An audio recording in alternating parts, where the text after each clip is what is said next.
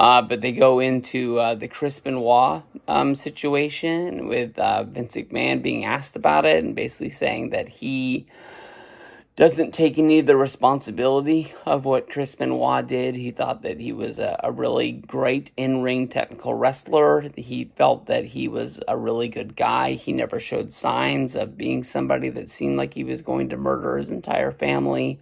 But they used that to sort of splice into Chris Nowinski, a former wrestler who got to WWE through a reality show on MTV called Tough Enough.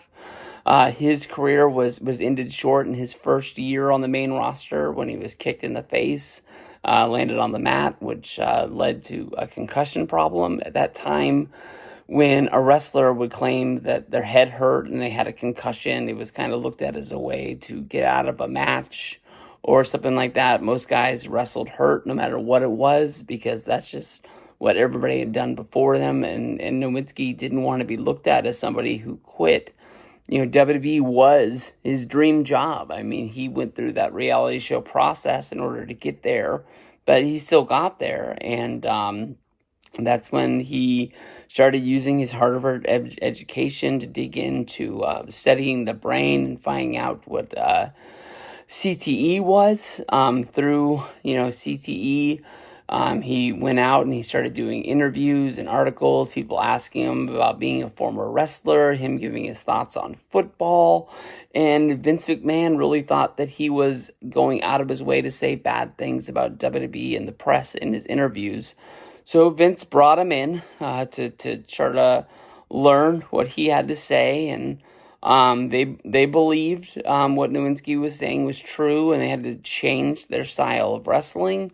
One of their things that they changed that was the biggest thing was chair shots to the head, landing on your head, trying to find ways to take bumps almost any other way. Undertaker really spoke out, saying that chair shots was one of the ways that they told stories in wrestling, and they had done it from, beginning to end. But he says that, through taking them away, Vince is the boss, what he says goes. They've been able to tell their stories a different way, and maybe it's better. No longer will be WWE being, blamed for wrestlers' deaths.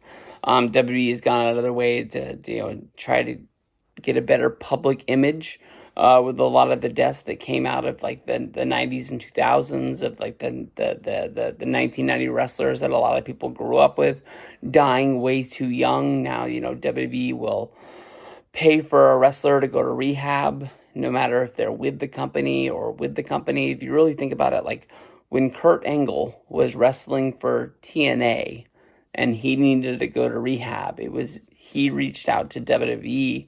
WWE covered. He wasn't even wrestling for them. He was making money for another company that was trying to compete with them. But they thought it was the right thing to do to try to get him better for his life, for what he did for WWE when he was there.